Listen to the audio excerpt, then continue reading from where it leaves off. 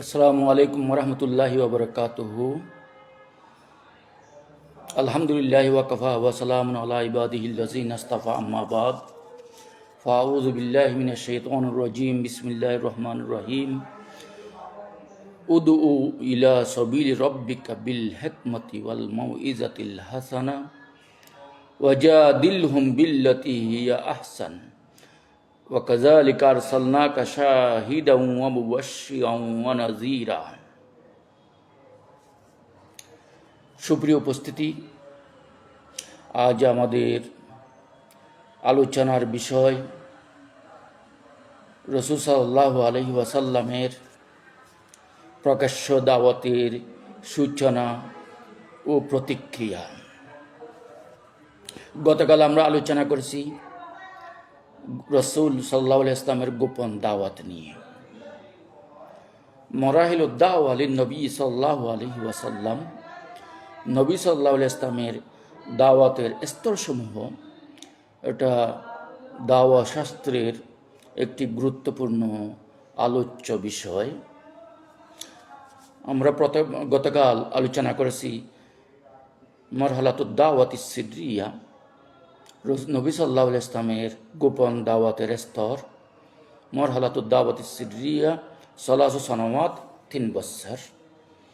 এই 3 বছরের গোপন দাওয়াতের কার্যক্রম নিয়ে আমরা গতকাল আলোচনা করেছি। আজকে যেটা আমরা আলোচনা করব, মারহালাতুদ দাওয়াতিল জাহরিয়া, নবী সাল্লাল্লাহু আলাইহি ওয়াসাল্লামের প্রকাশ্য দাওয়াতের স্তর।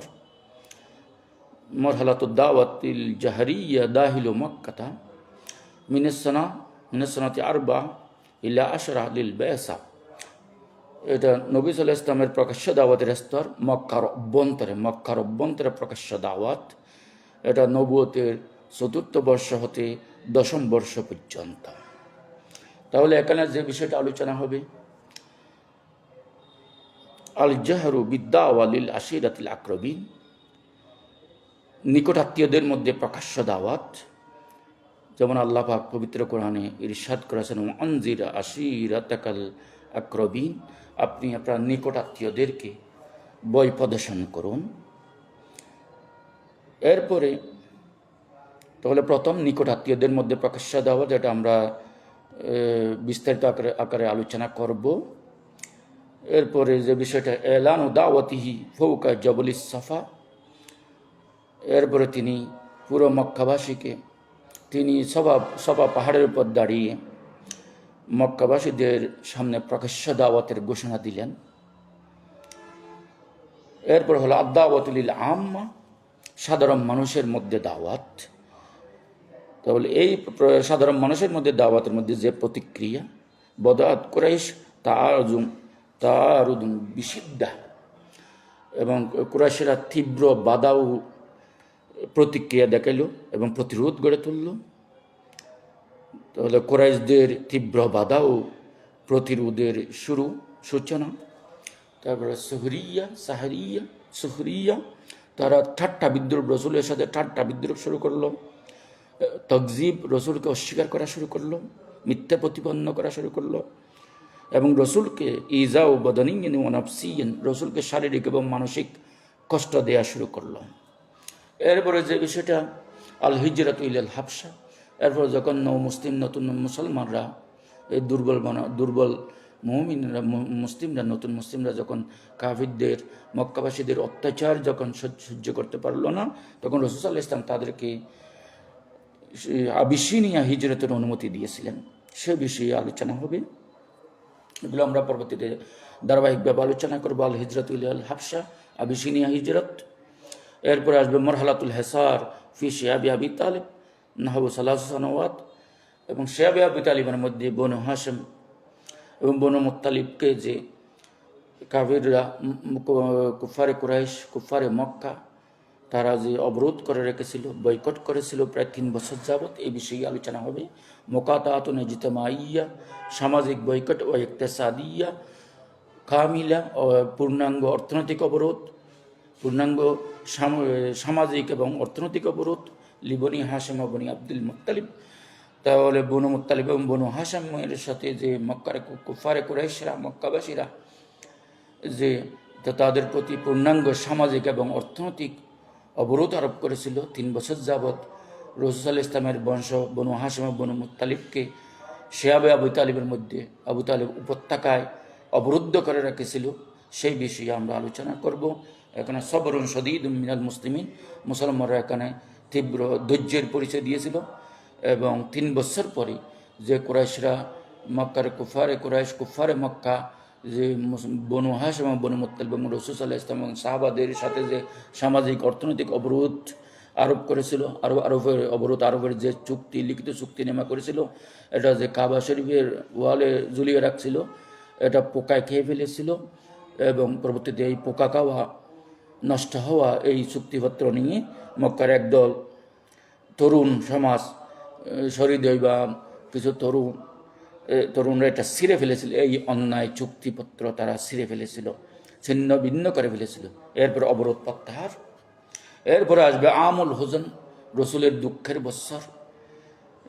যে বৎসর রসুল সাল্লাল্লাহু আলাইহি ইসলাম যে কুরাইশদের যে অবরোধ শেষ হওয়ার পর হযরত রসুলের অন্যতম অভিভাবক আবু তালেব এবং হযরত রসুলের অন্যতম প্রথম সহধর্মিনী, প্রিয়তমা সহধর্মিনী হজিজাতুল কুবরার তারা শরীর স্বাস্থ্যের যে অবনতি ঘটেছিল, তারা ওই বছরই তারা ইন্তেকাল করেছিল অবরোধ প্রত্যাহারের পরপরই। এই বছর রসুলের এই বছরটাকে হামুল হোজন, রসুলের চিন্তা দুঃখের বৎসর। রসুলের সবচেয়ে নিকটতম দুই অভিভাবক, দুই প্রিয়তম মানুষ, তার আপন চাচা, তার অন্যতম অভিভাবক আবু তালেব এবং রসুলের প্রথম সহধর্মিনী শোক দুঃখের সাথী হযরত খদিজাতুল কুবরা ইন্তেকাল করেছেন। এই জন্য রসুলের এই বছরটাকে আমুল হোজন, দুঃখের বছর হিসেবে অভিহিত করা হয়ে থাকে। এরপরে এই দুজনের ইন্তেকালের পরে মক্কাবাসীদের নির্যাতন আরও বেড়ে যায়। তখন রসুল সাল্লাল্লাহু আলাইহি ওয়াসাল্লাম চিন্তা করলে এই মক্কার মানুষ তো ইসলাম গ্রহণ করছে না, আমি একটু পার্শ্ববর্তী তায়েফে গিয়ে দেখি। আমি যেহেতু ছোটোকালে লালিত পালিত হয়েছে তায়েফ এলাকায়, বনু সাদে, ওখানে গিয়ে দেখি আমার দাওয়াত তারা গ্রহণ করে কিনা। কিন্তু রসুল সাল্লাল্লাহু আলাইহি ওয়াসাল্লাম এখানে তায়েফের বিভিন্ন মানুষদেরকে দাওয়াত দিলেন, কিন্তু তারা উল্টো দাওয়াত তো গ্রহণ করেনি। উল্টো এলাকার কিছু দুষ্ট ছেলেফেলেদেরকে, তাদের চাকর বাকর, দুষ্ট এবং বকাটে ছেলেদেরকে রসুলের পিছনে লেলিয়ে দিল এবং তার রসুলকে পাথর মেরে মারাত্মকভাবে আহত করেছিল। তাহলে রসুল সাল্লাল্লাহু আলাইহি ওয়াসাল্লামের যে তায়েফ সফর করেছিলেন দাওয়াতের জন্য, তাহলে জাহাবুর রসুল সাল্লাল্লাহু আলাইহি ওয়াসাল্লাম ইলা তায়েফ ইয়াদুহুম, রসুল সাল্লাল্লাহু আলাইহি ওয়াসাল্লাম তায়েফবাসীকে দাওয়াত দেওয়ার জন্য তিনি তায়েফ গমন করেছিলেন এবং তারা রসুলকে অসংখ্য নির্যাতন, অবর্ণনীয় নির্যাতন করেছিল। এরপরে যে দাওয়াতের স্তরের মধ্যে আসবে মরহালাতুদ দাওয়া হারিজু মক্কা, মক্কার বাহিরে দাওয়াতের স্তর। তাহলে মক্কার বাইরে গিয়ে রসুল যে আদাওয়াত ইলাল কবাইল, বিভিন্ন গোত্রের কাছে গিয়ে তিনি দাওয়াত পেশ করলেন, মক্কার বাইরে বিভিন্ন গোত্র। এবং আদাওয়াত ফি মৌসুমিল হজ্জের মৌসুমে বিভিন্ন দেশ থেকে আসা, বিভিন্ন এলাকা থেকে আসা হাজিদের মধ্যেও তিনি দাওয়াতি কাজ করেছেন, দাওয়াত পেশ করেছেন। এরপরে আসবে লিকাউন নবী সাল্লাল্লাহু আলাইহি ওয়াসাল্লাম বিল আনসার ফি মৌসুমিল হজ্জের মৌসুমে নবী সাল্লাল্লাহু আলাইহি ওয়াসাল্লামের সাথে মদিনার আনসারদের, মদিনার মানুষদের দেখা হয়েছিল। তারা হলো আনসার, যারা রসুল যদি মদিনায় হিজরত করেন, রসুল এবং তার সাহাবাদের সর্বাত্মক হেল্প করবেন এবং তারা হেল্প করেছিলেন। এই জন্য তাদেরকে আনসার, সাহায্যকারী বলা হয়ে থাকে। নবী সাল্লাল্লাহু আলাইহি ওয়াসাল্লামের সাথে হজ্জের মৌসুমে আনসারদের সাক্ষাৎ। এরপরে আনসাররা 2 দফায় 2 বছরে তারা প্রথম বাইয়াতুল আকাবাতুল উলা এবং প্রথম বাইয়াত আকাবা নামক এলাকায়, মক্কার একটা পাহাড়ের একটা তলিতে একটা গোপন এলাকায় রাতের বেলা রসুলের সাথে সাক্ষাৎ করে রসুলের হাত রেখে বায়াত গ্রহণ করে তারা ঈমান এনেছিল। ঈমান ও আদদিম মিন আহলি ইয়াসরিব, মদিনার কিছু লোকজন রসুলের উপর প্রথমে ঈমান এনেছিল। এরপর হল বাইয়াতুল আকাবাতিস সানিয়া এবং দ্বিতীয় আকাবার শপথ, এটা মুবাইয়াতুল আনসার আলান নুসরাতি ওয়াল হেমায়া। এই দ্বিতীয় আকাবার শপথে আনসাররা রসুলের হাতে বায়াত গ্রহণ করেছিল। তারা রসুল এবং সাহাবা একরাম যদি মক্কা থেকে মদিনা হিজরত করে, তারা রসুলকে সর্বাত্মক হেল্প করবে এবং রসুলকে তারা সর্বাত্মক প্রতিরক্ষার ব্যবস্থা করবে। এই শর্তে তারা রসুলের হাতে বায়াত গ্রহণ করেছিল। অসংখ্য মদিনার মানুষ রসুলের হাতে বেয়াত গ্রহণ করে ইসলাম গ্রহণ করে এবং রসুলকে মদিনায় হিজরতের আমন্ত্রণ জানিয়ে রসুলকে সর্বাত্মক সহযোগিতা এবং প্রতিরক্ষার প্রতিশ্রুতি দিয়েছিলেন। এরপরে আসবে মরহালাতুল হিজরা ইলাল মদিনা, মদিনায় হিজরতের স্তর। আমরুল্লাহ বিন নুজুহি মিন মক্কা, যে মক্কা থেকে চলে যাওয়া এবং মক্কা থেকে দূরে সরে যাওয়ার যে আল্লাহর নির্দেশ, আল্লাহর এই নির্দেশ পাওয়ার পরে আল্লাহ রসুল মক্কা থেকে মদিনায় হিজরতের সিদ্ধান্ত নিয়েছিলেন। হাজর আল মুসলিমুনা সুম্মা হাজর নবী সাল্লাল্লাহু আলাইহি ওয়াসাল্লাম মা আবী বকর সিদ্দিক রাদিয়াল্লাহু আনহু। রসুলের নির্দেশে রসুল হিজরতের পূর্বে অধিকাংশ সকল মুসলমান তারা মদিনায় হিজরত করেছিল। একেবারে সর্বশেষে রসুল সাল্লাল্লাহু আলাইহি ওয়াসাল্লাম তার সাথী হযরত আবু বকরের সাথে মদিনায় হিজরত করলেন। এই বিষয়গুলো আমরা প্রকাশ্য দাওয়াতের মধ্যে, প্রকাশ্য দাওয়াতের স্তর, মদিনার অভ্যন্তরে প্রকাশ্য দাওয়াতের স্তর, মক্কার অভ্যন্তরে প্রকাশ্য দাওয়াতের স্তরের মধ্যে এগুলো আমরা ক্রমান্বয়ে আলোচনা করব। তাহলে এই দাওয়াত, এই যে রসুলের দাওয়াতের স্তর, এটা দাওয়া শাস্ত্রের অন্যতম গুরুত্বপূর্ণ আলোচ্য বিষয়। আজকে আমরা যে বিষয়টা আলোচনা করব, রসুলের প্রকাশ্য দাওয়াতের সূচনা ও প্রতিক্রিয়া। তাহলে নবুয়তের ৪র্থ বছরে আল্লাহ রসুল সাল্লাল্লাহু আলাইহি ইসলামকে প্রকাশ্য দাওয়াতের নির্দেশ দিলেন। এখন আর গোপনে গোপনে দাওয়াত দেওয়ার দরকার নাই। এখন মুসলমান রসুলের অনুসারীর সংখ্যা, সাহাবার সংখ্যা, মুসলিমের সংখ্যা প্রায় ৩৮ থেকে ৪০ বা ৩৯ থেকে ৪০ পর্যন্ত পৌঁছেছে। এই মুহূর্তে আর গোপনে এখানে ইয়ার মধ্যে হযরত আরকম ইবনে আবিল আরকমের বাসায় গোপনে গোপনে তালিম, গোপনে গোপনে দাওয়াত দেওয়ার আর দরকার নাই। এখন প্রকাশ্য সাহস করে আপনি প্রকাশ্য দাওয়াত দেওয়া শুরু করেন মানুষের মধ্যে। এই নির্দেশ আল্লাহ দিলেন। প্রথমে আল্লাহ ওয়ানজির আশিরাতাকাল আকরাবিন, নিকটাত্মীয়দের সতর্ক করার আদেশ আল্লাহ দিলেন। ওয়ানজির আশিরাতাকাল আকরাবিন, আর আপনি আপনার নিকটাত্মীয়দের সতর্ক করুন। আশ-শুআরা 214 নম্বর আয়াতে এই নির্দেশ প্রাপ্ত হলেন আল্লাহর রসুল। এ আয়াত নাজিল হওয়ার পর রসুল সাল্লাল্লাহু আলাইহি ওয়াসাল্লাম গোপন দাওয়াত থেকে প্রকাশ্য দাওয়াতে প্রবেশ করলেন। 3 বছর গোপনে দাওয়াতের পর, গোপনে দাওয়াত দেওয়ার পর রসুল সাল্লাল্লাহু আলাইহি ওয়াসাল্লাম আল্লাহর নির্দেশে প্রকাশ্যে দিন প্রচার শুরু করেন। তিনি প্রথমে 2টি কৌশল গ্রহণ করেন। প্রথম কৌশল, নিকটাত্মীয়দের সামনে প্রকাশ্য দাওয়াত। এরপরে দ্বিতীয় কৌশল, সমগ্র কুরাইশ গোত্রের সামনে প্রকাশ্য ঘোষণা। এই 2টা কৌশল অবলম্বন করলেন। প্রথম কৌশল নিকটাত্মীয়দের দাওয়াত, দাওয়াতুল আশিরা, মানে নিকটাত্মীয়দের দাওয়াত দেওয়া। এই ঘটনার বিবরণ হলো সহিহ সূত্র অনুযায়ী ইবনে ইসহাক, আল্লামা তাবরী, ইবনে কাসির প্রমুখ সিরাত বিশেষজ্ঞগণ উল্লেখ করেন, রাসূল সাল্লাল্লাহু আলাইহি ওয়াসাল্লাম তার চাচা আবু তালিবের বাড়িতে এক ভোজের আয়োজন করেন। রাতের বেলায় নৈশ ভোজের আয়োজন করেন। সেখানে বনু হাশিমের গোত্রের লোকদের একত্র করে রাসূল সাল্লাল্লাহু আলাইহি ওয়াসাল্লাম তাদের সামনে প্রথমে একটি বক্তব্য দিলেন। রসুলের বক্তব্যটা এখানে ইবনে কাসির আল বিদায়া ওয়ান নিহায়া এবং সিরাত ইবনে ইসহাক as-সিরাতুন নববিয়্যাতে তিনি উল্লেখ করেছেন।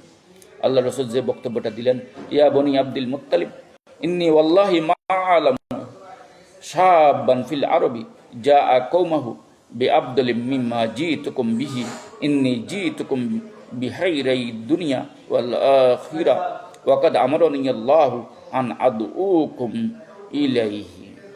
হে বনু আব্দুল মুত্তালিব, আল্লাহর কসম, আরবদের মধ্যে এমন কোন যুবককে আমি চিনি না যে তারা জাতিকে আমার থেকে উত্তম বিষয় এনে দিয়েছে। আমি তোমাদের কাছে দুনিয়া ও আখিরাতের কল্যাণ নিয়ে এসেছি, আর আল্লাহ আমাকে তোমাদেরকে এদিকে ডাকার নির্দেশ দিয়েছেন।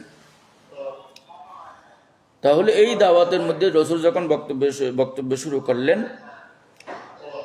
সবাই রসুলের বক্তব্য শুনে কোনো কথা না বলে ফির করে সবাই বের হয়ে গেল। কোনো উত্তর দিল না তারা।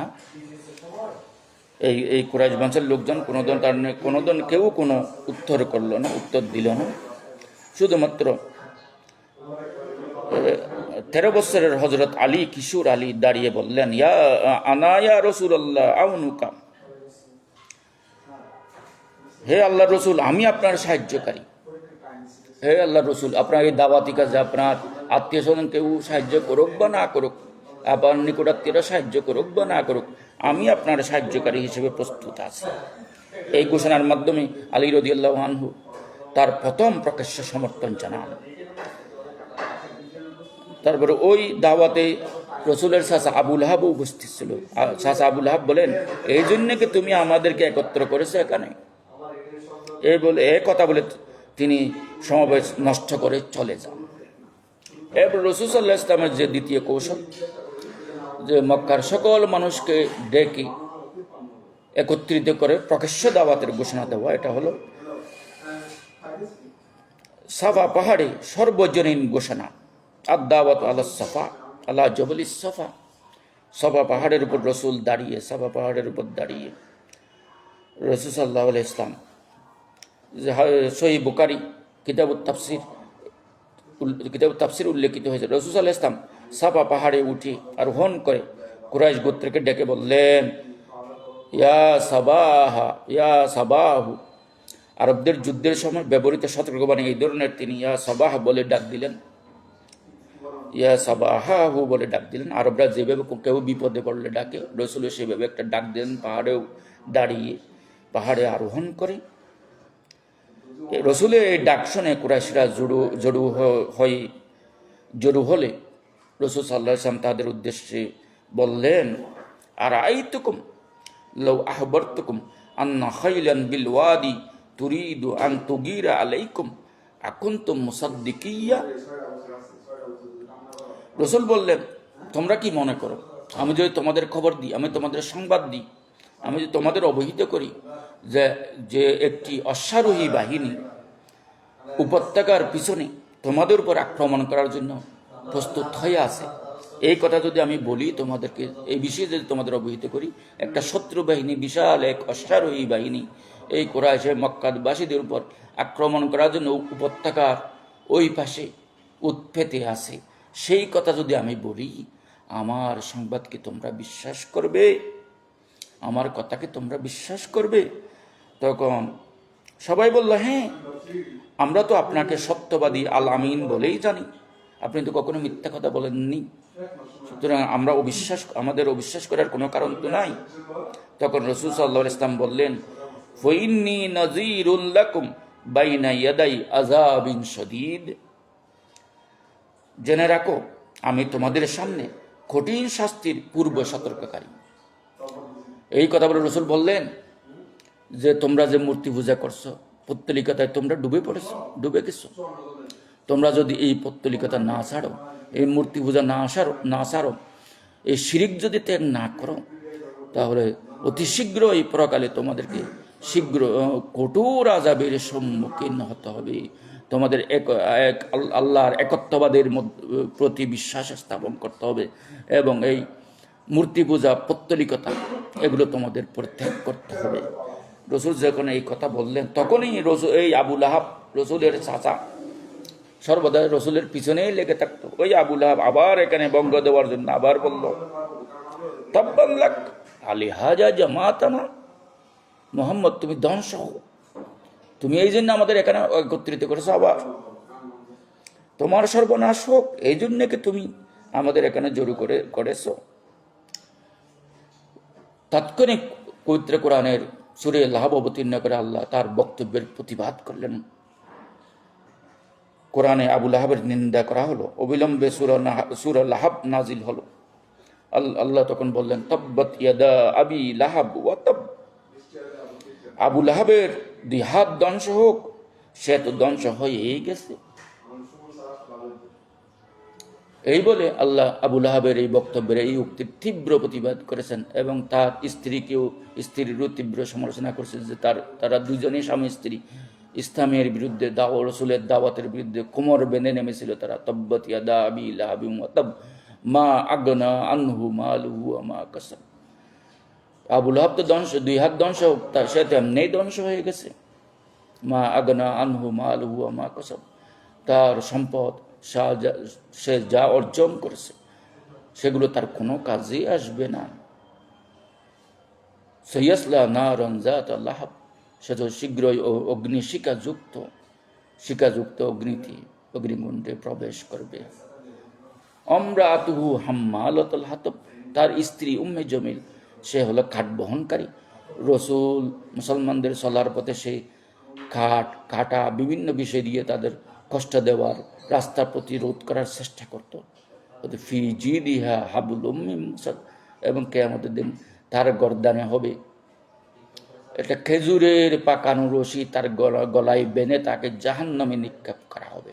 এই বলে আবু লাহাব এবং আবু লাহাবের স্ত্রীর তীব্র সমালোচনা করে আল্লাহ এই সূরা লাহাব অবতীর্ণ করলেন। কুরাইশদের নেতিবাচক প্রতিক্রিয়া। প্রকাশ্য দাওয়া শুরু হওয়ার পর মুশরিকরা তিনভাবে প্রতিক্রিয়া দেখায়: উপহাস, কটূক্তি ও গালমন্দ। তাহলে রসুলকার কোনোভাবে থামানো যাচ্ছে না, কিন্তু যে কোনো সত্যের আহ্বানকারী, দাওয়াত দানকারীকে যখন কোনোভাবে থামানো যায় না, একটা ভালো মানুষকে বলে আসলে সে পাগল হয়ে গেছে, তাকে নিয়ে উপহাস করা শুরু করে। যখন তার কোনো আর খুঁজে পায় না, উপহাস করা শুরু করে, তার টিটকারি দেওয়া শুরু করে, কটূক্তি করা শুরু করে এবং তাকে গালিগালাজ করা শুরু করে। যখন কোনো কিছুই আর কোনো পথ থাকে না, তাহলে মূর্খদের কাজ হলো কি? গালমন্দ করা। তারা এই কৌশলগুলো নিল রসুলের দাওয়াতকে প্রতিহত এবং প্রতিরোধ করার জন্য। পবিত্র কোরআনে বলা হয়েছে, ওয়াইজা রাআউকা ইয়াত্তাহিজুনাকা ইল্লা হুজুয়া, তারা যখন আপনাকে দেখে তখন তারা কেবল আপনাকে উপহাসই করে। এখন যেহেতু তারা কোনো কৌশল দিয়ে, অন্য কোনো আদর্শ দিয়ে, অন্য কোনো বাণী দিয়ে এই পত্তলিকেরা রসুলের এই তাওহীদবাদী দাওয়াতের প্রতিরোধ করতে পারছে না, তখন তাদের একটাই কৌশল নিলে তারা আপনাকে নিয়ে উপহাস করা শুরু করলো। তারা উপহাস করা শুরু করছে। এরপর রসুলকে তারা বিভিন্ন ধরনের মিথ্যা অপবাদ দেওয়া শুরু করলো। কুরাইশরা তাকে বলতো, সে তো এই মোহাম্মদ, তিনি যা বলছেন এগুলো জ্যোতিষী কাহেনরা এইসব কথাগুলো বলে, আজগুবি কথাগুলো বলে। আমরা তো জ্যোতিষীদের কাছ থেকে অনেক কাল্পনিক কথা শুনি। এই মোহাম্মদের এই কথাগুলো মূলত কিছু এই যে কাহিন জ্যোতিষ বিজ্ঞানী গণকদেরই কিছু মূলত উক্তি আর কি। এবং রসুলকে তারা জাদুকর বলা শুরু করলো, রসুলকে তারা মজনুন বলা শুরু করলো, পাগল বলা শুরু করলো, এবং রসুলকে তারা শায়ের, কবি বলা শুরু করলো। হদে ইন হুয়া ইল্লা শায়রুম ওয়া মজনুন, হদে এ তো পাগল, এ তো আধা পাগল কবি। ইন হুয়া ইল্লা শাহিরুম কাজ্জাব, এটি মিথ্যাবাদী একজন জাদুকর। তবে যখন রসুলের দাওয়াতকে কোনোভাবে তারা প্রতিহত করতে পারছিল না, রসুলের বিরুদ্ধে কিছু অমূলক এভাবে অপবাদ দেওয়া শুরু করলো। তা আর কিছু লোকজন বলল, মা লিহাজার রসুল ইয়াকুলুনা তাম ওয়া ইয়ামশি ফিল আসওয়াক, এই মোহাম্মদ কিভাবে নবী হয়, কিভাবে রসুল হয়? সে তো আমাদের মতো খাবার খায়, আমাদের মতো বাজারে যায়। তাহলে রসুল হলে কি সে খাবার খাইতে পারবে না? সে কি মানব হইতে পারবে না? সে কি বাজারে যাইতে পারবে না? তাহলে তাদের ধারণা কি নবী রসুল হইতে হলে তাকে আসমানের ফেরেশতা হইতে হবে, সাধারণ মানুষ হইতে পারবে না রসুল। কি অমূলক যুক্তি! যদি ফেরেশতাকে আল্লাহ নবী বানাইয়া পাঠাইতো, এই ফেরেশতার একটা মানুষকেও বাঁচিয়ে রাখতো, সবাইকে পিটে গিয়ে মেরে ফেলতো। কারণ মানুষের মন মানসিকতা মানুষই বুঝে, মানুষের মন মানসিকতা মানুষ ফেরেশতা কখনো বুঝবে না। ফেরেশতারা খায় না, ফেরেশতারা বিয়ে করে না, ফেরেশতাদের সেক্স পাওয়ার নাই, ফেরেশতারা নারীর প্রতি আকৃষ্ট হয় না, ফেরেশতারা সম্পদের প্রতি আকর্ষণ নাই। তাদের কাজ কি? শুধুমাত্র ইবাদত করা, তসবিহ জিকির করা। তো মানুষের মধ্যে তো মানব সৃষ্টির উপাদানের মধ্যে আল্লাহ অসংখ্য নেগেটিভ উপাদান দিয়েছে। তাদের মধ্যে আল্লাহ লোভ, লালসা, হিংসা, বিদ্বেষ দিয়েছে। তাদের মধ্যে যৌন শক্তি, সেক্স পাওয়ার দিয়েছে। তারা বিপরীত জেন্ডারের প্রতি আকর্ষিত হয়। তারপর তাদের খাওয়া দাওয়া, যে পেটের সমস্যা সমাধানের জন্য খাওয়া দাওয়া, ব্যবসা বাণিজ্য, সম্পদের প্রতি লোভ থাকবে, এটাই তো স্বাভাবিক। তাদের সামাজিক পারিবারিক জীবন যাপন করতে হয়। তাহলে এইসব কিছু করে, এইসব নেগেটিভ সাইড করে যদি মানুষ আল্লাহর ইবাদত করে, 5 ওয়াক্ত আল্লাহর দরবারে হাজিরা দেয়, এটা আল্লাহর কাছে সবচেয়ে প্রিয়। তাহলে যে মানুষটা বিয়ে করে নেই, বিবাহিত পুরুষের মর্ম সে কি বুঝবে? বিবাহিত মানুষের কষ্ট কি বুঝবে? তার যে দায়িত্ব, কঠিন দায়িত্ব, বিবাহিত পুরুষ তো বুঝে না। একজন শিশু তো বুঝবে না যুবকের কি মনে কি যন্ত্রণা। তাহলে যার মধ্যে যেটা না, সেটাকে তার মানসিকতা কেউ বুঝবে?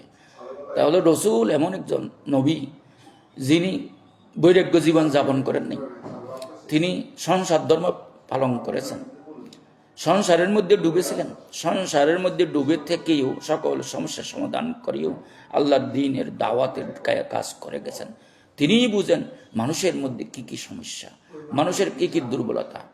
তাহলে মানুষের মেন্টালিটি, মানসিকতা, মনস্তত্ত্ব যদি না বুঝেন, এই দাওয়া, তাদের মধ্যে দাওয়াতি কাজ করা, তাদেরকে পত্তলিকতা থেকে ফিরিয়ে এনে একত্ববাদের প্রতি এবং আল্লাহর একত্ববাদ, আল্লাহর ইবাদতের প্রতি তাদেরকে মনোযোগী করা সহজ নয়। ফেরেশতারা এটা পারবে না, মানুষই বুঝে মানুষের মন মানসিকতা। তাহলে মানুষের মানসিক চিকিৎসা করতে হলে মানুষ হতে হবে, না হয় একজন ফেরেশতার পক্ষে মানুষকে কন্ট্রোল করা কখনো সম্ভব না। সেই জন্য নবী মানুষ হতে পারবে না, এটা সম্পূর্ণ অযৌক্তিক কথা। নবী মানুষের মধ্যে দাওয়াতি কাজ করতে হলে, মানুষকে সংশোধন করতে হলে মানুষই হতে হবে। এটা ফেরেশতা এসে মানুষকে কখনো সংশোধন করতে পারবে না, এটাই হলো মূল কথা। এবং তারা রসুলকে জাদুকর বলেছে, এবং রসুলকে তারা জ্যোতিষী বলেছে, গণক বলেছে, এবং রসুলকে পাগল বলেছে। এগুলো সম্পূর্ণ অযৌক্তিক, এগুলো হলো অপবাদ, অমূলক অপবাদ। রসুলকে তারা কবি বলতে চেয়েছে। তাহলে কবি বলে কি বুঝাতে চাইছে? আরব যুগে তো কবিদের কাব্যের, কবিতার একটা আলাদা কদর ছিল। কবিদেরকে তারা সম্মান করত, কবিদেরকে জ্ঞানী মনে করত। তাদের কোনো অনুষ্ঠান কবিতা কাব্য ছাড়া কল্পনাও করা যেত না। এবং যুদ্ধের ময়দানে কবিদের কবিতাগুলো তীব্র উত্তেজনা ছড়াতো, মানুষদেরকে তারা যুদ্ধের প্রতি উৎসাহিত করে, উভয় পক্ষকে তীব্র যুদ্ধের তেজ বাড়িয়ে দিত তাদের কবিতা। এবং তারা এক গোত্র আরেক গোত্রের বিরুদ্ধে কবিতা, কুৎসামূলক কবিতা রচনা করত, নিজ গোত্রের প্রতি প্রশংসাসূচক কবিতা তারা রচনা করত। তাহলে কবিরা তাদের সাহিত্য, তাদের কাব্য কবিতা, এগুলো তো অনেক উচ্চ মার্গের ছিল। তারপরেও তারা রসুলকে কবি অপবাদ দিয়ে রসুলকে কীভাবে প্রতিহত করার চেষ্টা করলো, রসুলের দাওয়াতকে প্রতিহত করার কীভাবে চেষ্টা করলো। মূলত আসল কথা হলো, আরবরা কবিতার প্রতি আকর্ষিত হলেও কবিতার ব্যাপারে আরব কবিতা, জাহেলি যুগের কবিতার ব্যাপারে আরবদের ধারণা ছিল যে আরবদের কবিতাগুলো শ্রেষ্ঠ শব্দের শ্রেষ্ঠ বিন্যাস, অনেক উচ্চমার্গের সাহিত্যমান ছিল ঠিকই, কিন্তু আরবদের যারা কবি ছিল তাদের কবিতা সেগুলো ছিল অধিকাংশ কল্পনা নির্ভর, অবাস্তবধর্মী, কল্পনা নির্ভর, বাস্তবতার সাথে তেমন একটা সামঞ্জস্যপূর্ণ ছিল, অত্যন্ত আবেগী কিছু বাক্য সমষ্টি, পাশাপাশি এগুলো বাস্তবধর্মীর, বাস্তবতার সাথে কোনো মিল নাই। অধিকাংশ ছিল কল্পনা নির্ভর এবং অশালীনতা নির্ভর, অশালীনতার প্রাধান্য, কল্পনার প্রাধান্য। নবী কখনো কবি হতে পারেন না। ওহি হলো সম্পূর্ণ বাস্তবধর্মী একটা বিষয়, একটা জ্ঞান। ওহির দ্বারক বাহক নবী কখনো কবি হতে পারেন না। ওহির মধ্যে কল্পনার, অবাস্তবতার কোনো স্থান নাই। তো তারা চাইছিল নবী সাল্লাল্লাহু আলাইহি ইসলামকে কবি হিসেবে প্রমাণ করার জন্য। ওদের আমাদের কবিরা যেমন কল্পনা নির্ভর, ছন্দময়, অশালীনতা নির্ভর, আবেগ নির্ভর, অতি আবেগ নিয়ে কবিতা রচনা করে, এরকম মুহাম্মদ একজন কবি আর কি, নতুন কিছু নয়। এই জন্য আল্লাহ কবিদের সমালোচনা করে বলেছেন, আশ-শুআরাউ ইয়াত্তাবিউহুমুল গাউন আলম তারা আন্নাহুম ফি কুল্লি ওয়াদিন ইয়াহিমুন। আশ-শুআরাউ ইয়াত্তাবিউহুমুল গাউন, বিভ্রান্ত লোকেরাই কবিদের অনুসরণ করে থাকে। আলম তারা, তোমরা কি দেখো না, আন্নাহুম ফি কুল্লি ওয়াদিন ইয়াহিমুন, তারা বিভিন্ন কল্পনার জগতে, কল্পনার উপত্যকায় ঘুরে বেড়ায়। তাহলে কবিদের কবিতাগুলো কল্পনা নির্ভর। কবিরা এমন কল্পনা করে যেগুলো বাস্তবতার সাথে কোনো মিল নাই। হে চাঁদ, যে কবি ইমরুল কাইস বলেছে, হে চাঁদ তুমি কেন সরে যাচ্ছ না, আমার বিরহ রজনী তো কাটে না। তোমাকে কি কোনো তোমাকে এই হে চাঁদ, তোমাকে কি কোনো কেউ ইয়েজবুল পাহাড়ের সাথে কোনো শক্ত রশি দিয়ে বেঁধে রেখেছে? তাহলে কখনো চাঁদকে শক্ত রশি দিয়ে কেউ বেঁধে রাখতে পারে না। এটা সম্পূর্ণ একটা কল্পনা। তার বিরহ রজনী কেন কাটছে না, এই জন্য চাঁদকে সরে যেতে হবে। চাঁদ তো নিজের ইচ্ছায় সরবে না, চাঁদেরও একটা চলমান গতি আছে। ওয়াশ-শামসু তাজরি লিমুস্তাকারিন লাহা, সূর্য তার নির্দিষ্ট কক্ষপথে নির্দিষ্ট সময়ে নির্ধারিত নিয়মে চলে, তেমনি চন্দ্রও নির্ধারিত কক্ষপথে নির্ধারিত নিয়মে চলে। এক সেকেন্ড আগেও যাবে না আল্লাহর নির্দেশের বাইরে, এক সেকেন্ড পরেও যাবে না। তাহলে চন্দ্রকে যত শর্ত বলেন, চন্দ্র তো নির্দিষ্ট টাইমের আগেই সরবে না। তাহলে ওইগুলো হলো কল্পনা।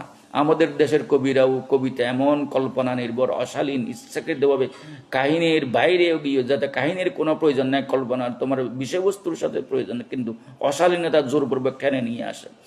আমাদের কবিরা গরুর রচনা লিখতে গিয়ে, গরুকে গোসল করাইতে গিয়ে একেবারে তারা কোথায় আমাদের বাকখালী নদীতে একেবারে জাপ দেয়, তাই না? এই হলো কবিদের কল্পনা। এই জন্য আল্লাহ পবিত্র কোরআনে বলছে, ওমা আল্লাম না হুসের ওমা ইয়ামবাগি লাহু, আমি আমার নবীকে কখনো কোনো কবিতা শিখাইনি।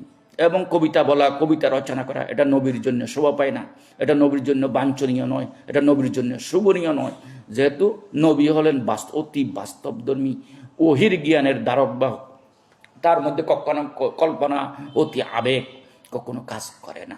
তিনি বাস্তবতার বাইরে, সত্যের বাইরে তখন লা আকুল ইল্লা বিল্লাহ, আল্লাহ রসুল বলেছে, আমি যে অবস্থায় থাকি না কেন, আমি সত্যের বাইরে, বাস্তবতার বাইরে, বাস্তবতার সাথে অসামঞ্জস্যপূর্ণ কোনো কথা আমি কখনো বলি না। এই জন্য কবিতার ব্যাপারে আল্লাহ রসুল বলেছেন, হুসনুহু হুসনুন ওয়াকবুহু ওয়াকবিহু কুবহুন। আল্লাহ রসুলকে জিজ্ঞেস করা হলে কবিতার ব্যাপারে দৃষ্টিভঙ্গি কি? ওদের যা গদ্যে ভালো তা পদ্যে ভালো, যা গদ্যে খারাপ তাও পদ্যেও খারাপ। তাহলে এগুলো কবিতা হলো গদ্যের মতো। গদ্যের মধ্যে যদি কেউ শালীন কথা বলে, এটা শালীন ভদ্র কথা, ভালো কথা। কেউ যদি গদ্যের মধ্যে অশালীন কথা বলে, এটা কবিতার মধ্যেও বলা একই কথা। তাহলে অশালীন কল্পনা নির্ভর কবিতা হোক, গদ্য হোক, এটা কোনোভাবে ভালো না। তাহলে অশালীন কবিতার অতি কল্পনা নির্ভর কবিতার আল্লাহ রসুল সমালোচনা করেছেন। যেগুলো ভালো, আল্লাহর প্রশংসা, রসুলের প্রশংসা, জিহাদের প্রতি মানুষের উৎসাহিত করা, মুসলমানদের ঐক্য। রসুল তো আবার নিজে যে রসুলের সভা কবি ছিল, হযরত হাসান বিন সাবিত সহ অসংখ্য, এবং সাহাবীদের মধ্যে অনেকেই কবি ছিলেন। তো এবং হযরত রসুলের সভা কবি হাসান বিন সাবিতকে রসুলের সাহাবাগণ যখন যুদ্ধ করে ক্লান্ত হয়ে পড়তেন, তখন হাসান বিন সাবিতকে বলা হতো, তুমি তাদের জন্য, তাদের সামনে কবিতা রচনা করে, যেখানে আল্লাহর প্রশংসা থাকবে, রসুলের প্রশংসা থাকবে, মুসলমানদের ঐক্যের প্রতি আহ্বান থাকবে, এবং কুফরি, শিরিক, মূর্তি পূজা, পৌত্তলিকতার সমালোচনা থাকবে। এইভাবে হযরত হাসান বিন সাবিত সহ অন্যান্য যারা যেসব মুসলিম কবি, যেসব সাহাবি কবি ছিলেন, তাদেরকে আল্লাহ রসুল কবিতা, ভালো কবিতা, আল্লাহর প্রশংসামূলক কবিতা, ইসলামের প্রশংসামূলক কবিতা রচনায় উৎসাহিত করতেন। এবং রসুলের সভা কবির জন্য মসজিদ নববীতে আলাদা একটা মিম্বর নির্মাণ করেছিলেন। তাহলে রসুলের কবিতার ব্যাপারে ইসলামের দৃষ্টিভঙ্গি হবে, কবিতার ভাষা, মর্ম, বক্তব্য হতে হবে শালীন, ভদ্র, এবং এখানে শিক্ষামূলক তোমার দৃষ্টিভঙ্গি, তোমার যে আদর্শ, এই আদর্শের প্রতিফলন, উত্তম আদর্শের, যে ইসলামী আদর্শের, নৈতিক আদর্শের, এগুলো প্রতিফলন থাকতে হবে। কোনো অশালীনতা থাকতে পারবে না, কল্পনা থাকতে পারবে না, যেগুলো মানুষকে ভালো পথে নিয়ে যায়, মানুষের মধ্যে সুন্দর মন মানুষকে সৃষ্টি করে। এই ধরনের কবিতা আল্লাহ রসুল উৎসাহিত করেছেন। কিন্তু আল্লাহ নবী কোনোদিন কবিতা রচনা করেননি। এবং যেহেতু কোরআন এটা বলছে, ওমা আল্লাম না হুসের ওমা ইয়ামবাগি লাহু, আমি আমার নবীকে কবিতা শিখাইনি। এবং কবিতা বলা, কবিতা রচনা তার জন্য এটা শোভনীয়ও নয়।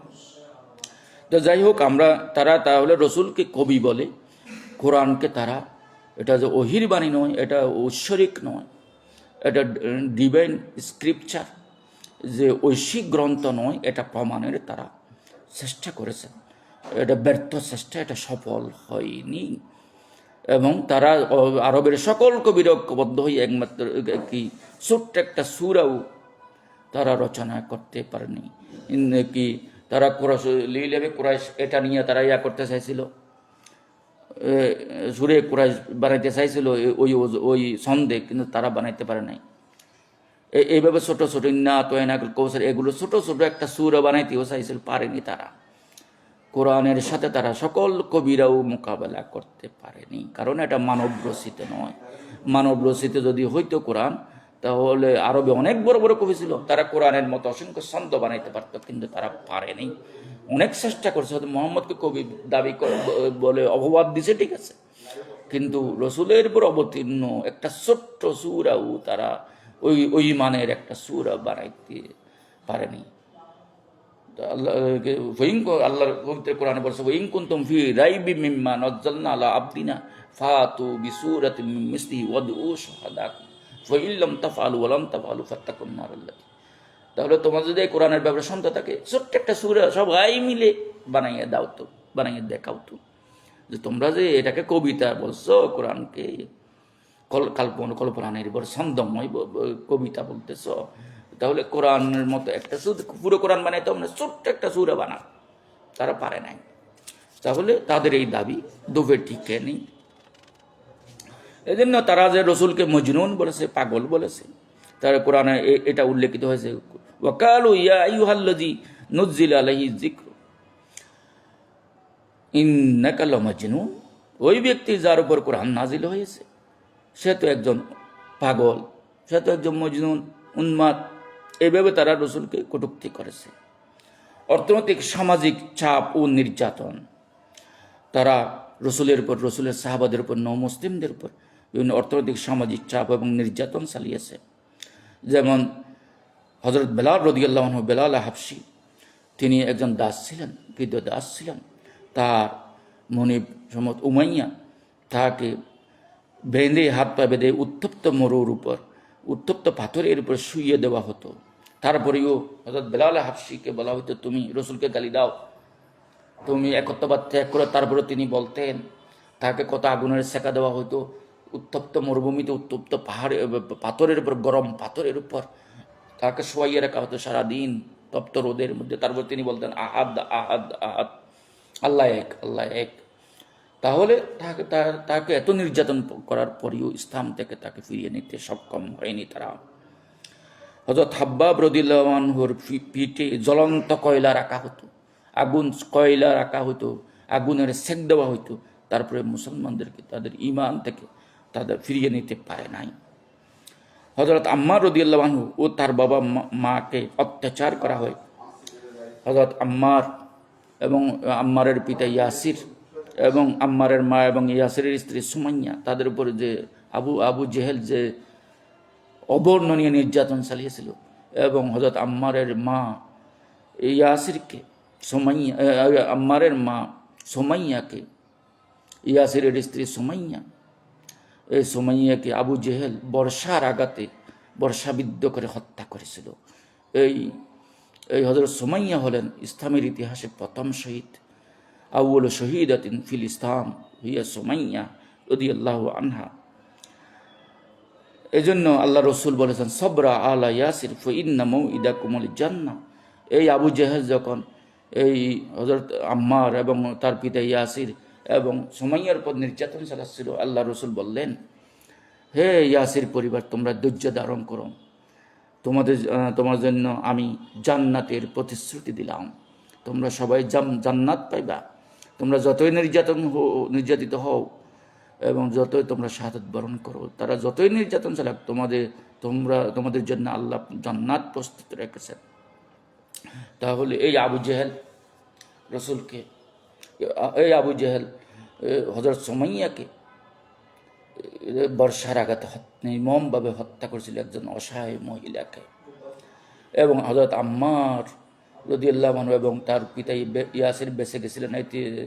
এই অবর্ণনীয় নির্যাতনের পরেও তারা মোটামুটি বেঁচে গেছিলেন, এবং হযরত আম্মার দীর্ঘদিন বেঁচে ছিলেন। এবং হযরত আম্মারের ব্যাপারে রাসূল সাল্লাল্লাহু আলাইহি ওয়াসাল্লাম একটা ভবিষ্যৎবাণী করে গেছিলেন। তিনি বলেছেন, ওয়াই আম্মার তাকতুলুকা ফিয়াতুন বাগিয়া, হে আম্মার, তোমার জন্য আফসোস, তোমাকে একদিন একটা বিদ্রোহী গ্রুপ হত্যা করবে। হযরত আম্মার ইবনে ইয়াসির হযরত আলীর খেলাফত আমলে, আলী রাদিয়াল্লাহু আনহুর খেলাফত আমলে যে সিফিনের যুদ্ধে হযরত আলীর পক্ষে এবং হযরত আমির মুআবিয়ার দলের বিপক্ষে যুদ্ধ করতে গিয়ে শাহাদত বরণ করেছিলেন। এবং এই কাফিররা কুফারে মক্কা, এই মক্কাবাসীরা নতুন মুসলমান এবং গরিব অসহায় অসংখ্য কৃতদাস ইসলাম ধর্ম গ্রহণ করেছিল। ইসলামের সাথে খুব গরিব অসহায় মানুষগুলো ইসলাম ধর্ম গ্রহণ করেছিল। তাদের উপর এই যে এলাকার প্রভাবশালী কাফের আবু লাহাব, আবু জেহেল, এরা কি পরিমাণ অবর্ণনীয় নির্যাতন চালাইছিল। এই জন্য পবিত্র কোরআনে আল্লাহ বলেছেন, ওয়ালানাবলুওয়ান্নাকুম বিশাইইম মিনাল খাউফি ওয়াল জু'i ওয়া নাকসিম মিনাল আমওয়ালি ওয়াল আনফুসি ওয়াস সামারাত ওয়া বাশশিরিস সাবিরিন। আমি তোমাদেরকে ভয়, ক্ষুধা এবং ফল ফসলের কি স্বল্পতা দিয়ে তোমাদেরকে এবং তোমাদের প্রাণ, তোমাদের সন্তান সন্ততি দিয়ে তোমাদেরকে পরীক্ষা করব। তারপরে তোমাদের এই পরীক্ষায়, অগ্নি পরীক্ষায় তোমাদের উত্তীর্ণ হতে হবে। অবশ্যই সাবিরিন, এবং আমি ধৈর্যশীলদেরকে সুসংবাদ দিচ্ছি জান্নাতের, এবং আপনি ধৈর্যশীলদেরকে সুসংবাদ দিন। এই সুসংবাদ কি? জান্নাত। আল্লাহর কাছে আজরে আজিম, মহান প্রতিদান বন্দার জন্য আল্লাহর পক্ষ হতে একমাত্র হলে জান্নাত। দাওয়াতের অগ্রগতি। প্রকাশ্য দাওয়াতের প্রথম অনুসারীরা গোপন দাওয়াতের সময় 38 থেকে 40 জন ইসলাম গ্রহণ করেছিলেন। প্রকাশ্য দাওয়াত এই সংখ্যা দ্রুত বৃদ্ধি পায়। এই সময়ে হযরত হামজা রাদিয়াল্লাহু আনহু, রসুলের চাচা, তিনি অত্যন্ত বীর যোদ্ধা, তিনি ইসলাম গ্রহণ করেছিলেন। এবং মক্কার অন্যতম বীর যোদ্ধা, সাহসী ব্যক্তি হযরত উমর রাদিয়াল্লাহু আনহু ইসলাম গ্রহণ করেছিলেন। এবং হযরত উমর ইসলাম গ্রহণের পরে মুসলমানদের শক্তি বহুগুণে বেড়ে গেছিল, এবং মুসলমানরা প্রকাশ্য হেরম শরীফে গিয়ে ইবাদত করা, নামাজ পড়া শুরু করলো।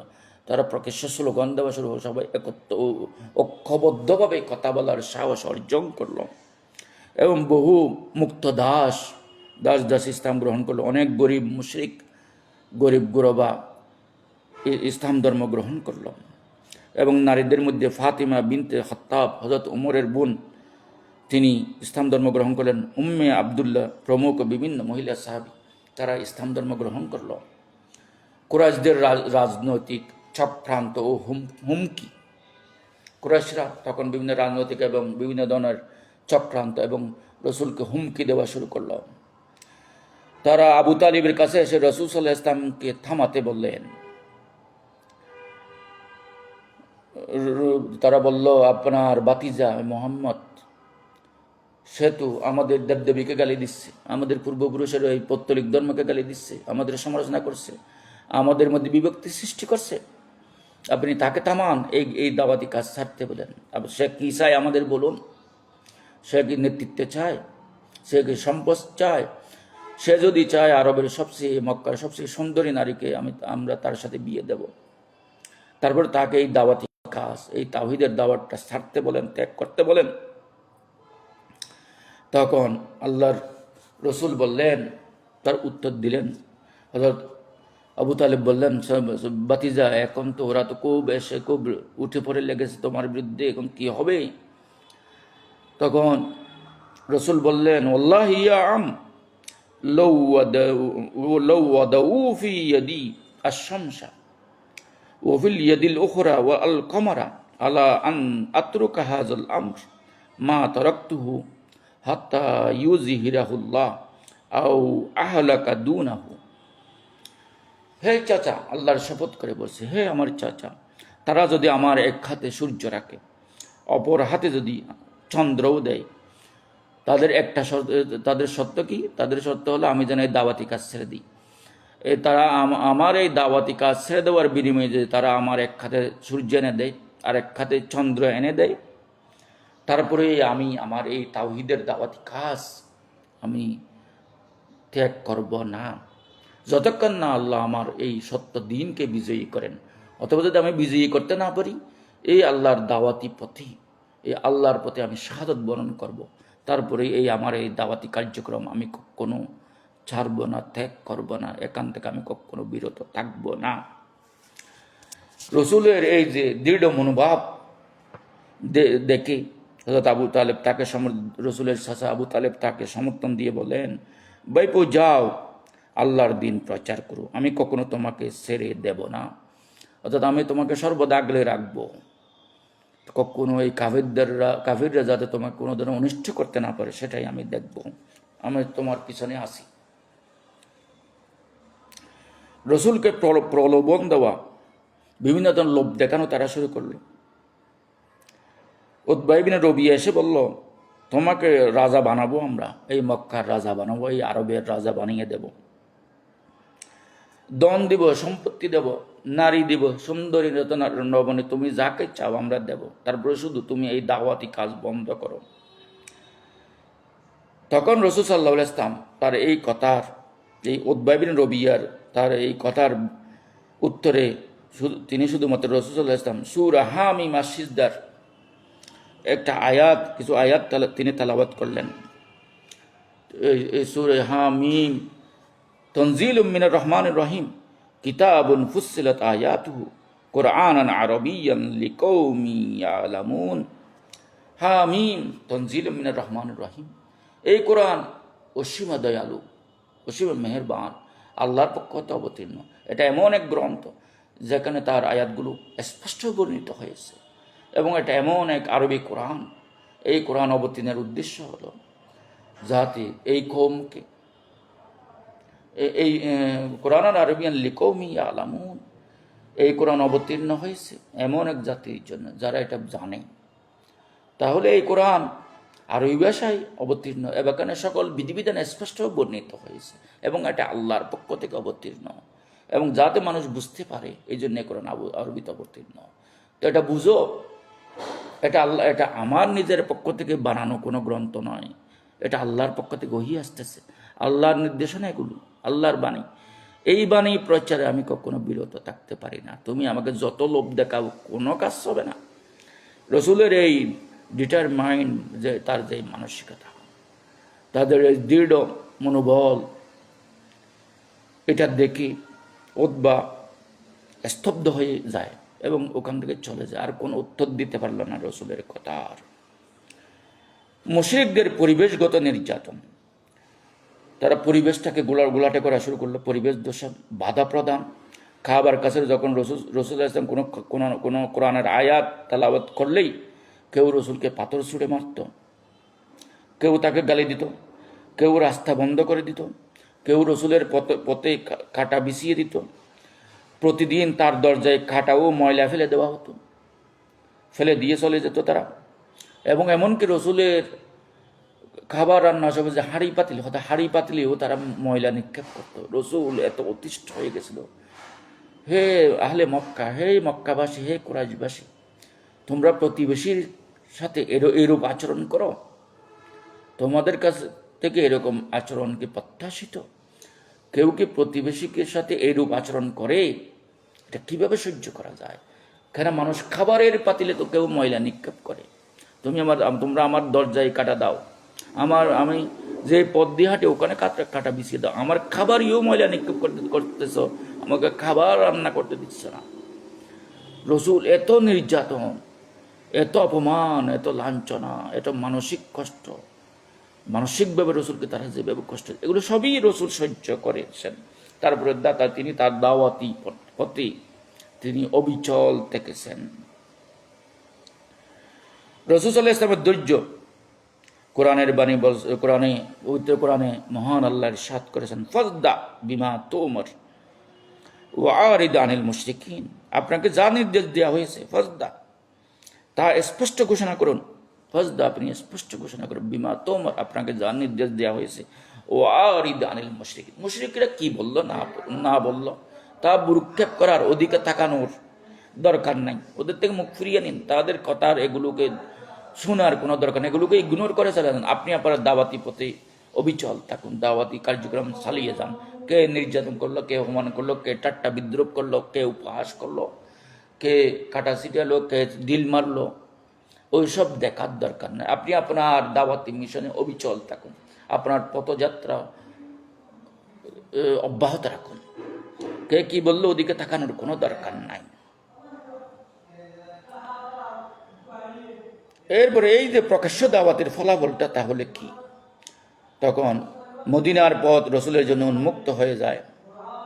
মক্কার নির্যাতন, কুরাইশদের অত্যাচার, ইসলামের বার্তা অন্য গোত্রে ছড়িয়ে পড়ে, অন্য গোত্রে ছড়িয়ে যায়। মক্কায় মুসলমানদেরকে, মক্কার কাফিররা, কুরাইশরা, অন্যান্য গোত্রগুলো মুসলমানদেরকে দাবিয়ে রাখছে। তারা কেউ নির্যাতন সহ্য করতে না পেরে কেউ আবিসিনিয়ায় হিজরত করে গেল, এবং কেউ মদিনায় হিজরত করা শুরু করলো, এবং এখানে মুসলমানরা নির্যাতিত হতেই আছে। রসুল নবুয়ত পাওয়ার পর থেকে 13 বছর যাবৎ মুসলমানরা নীরবে এই মক্কাবাসীর নির্যাতন সইতেই থাকলো। কিন্তু অন্যদিকে পার্শ্ববর্তী শহর মদিনাতে ইসলামের বাণী ছড়িয়ে পড়তে লাগলো।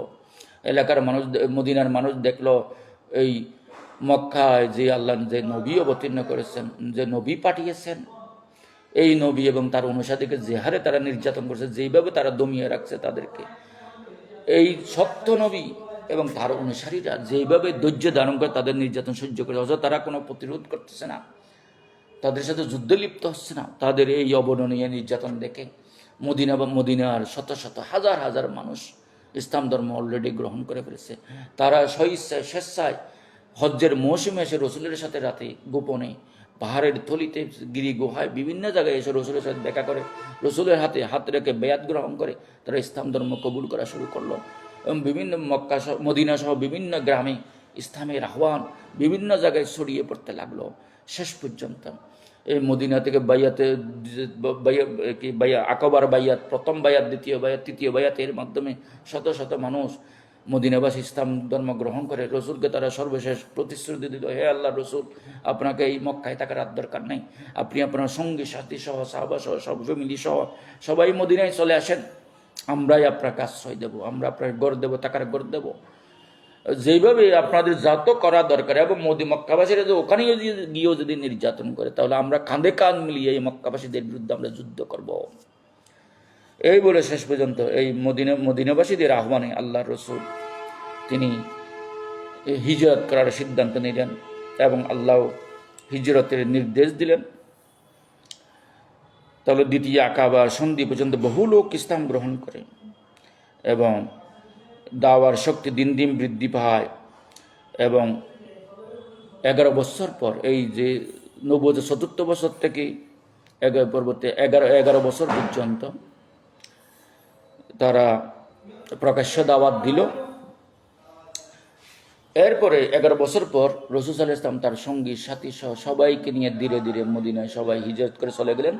এবং মদিনায় গিয়ে এখানে যে মুসলমানরা সবাই ওখানে গিয়ে, মক্কাবাসী মুহাজিররা ওখানে একত্রিত হয়েছে এবং মদিনার অধিকাংশ মানুষ ইসলাম ধর্ম গ্রহণ করে ফেলেছে। এবং ওখানে গিয়ে একটি সামাজিক রাষ্ট্রীয় কাঠামো দিল আল্লাহর রসুল।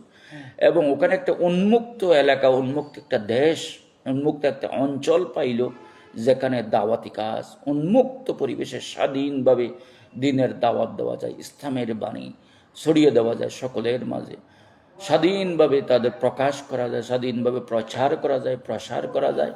এবং ওখানে এই স্বাধীন এলাকাকে কেন্দ্র করে, এই অঞ্চলকে কেন্দ্র করে, এই রাষ্ট্র ব্যবস্থাকে কেন্দ্র করে ইসলামের বাণী রাসূল সাল্লাল্লাহু আলাইহি ওয়াসাল্লাম শেষ 10 বছর নবুয়তি জিন্দেগিতে, মদনী জিন্দেগিতে 10 বছরের শেষ, এই যে রাসূল সাল্লাল্লাহু আলাইহি ওয়াসাল্লাম হিজরত করে মদিনায় ছিলেন 10 বছর, উনি 10 বছরে জীবিত ছিলেন। এই উন্মুক্ত এখানে যে একটা মদিনা, একটা কল্যাণ রাষ্ট্র, একটা রাষ্ট্রীয় কাঠামো, সামাজিক কাঠামো একটা গড়ে তুলেছিলেন। এবং সবার মধ্যে মদিনা সুন্নাত প্রণয়নের মাধ্যমে একটি রাষ্ট্রীয় কাঠামো সকল দল, ধর্ম, বর্ণ নির্বিশেষে সবার জন্য মৌলিক অধিকার এবং মানবাধিকার নিশ্চিত করে, সকল ধর্মের সমান অধিকারের এবং একটা শান্তিপূর্ণ সহ অবস্থানের পরিবেশ সৃষ্টি করে উনি স্বাধীন মুক্ত পরিবেশে ইসলামের বাণী ওখানে বসে সারা বিশ্বে ছড়িয়ে দিতে সক্ষম হয়েছিলেন। ওমা তৌফিক ইল্লা বিল্লাহ। আসসালামু আলাইকুম ওয়া রাহমাতুল্লাহি ওয়া বারাকাতুহু।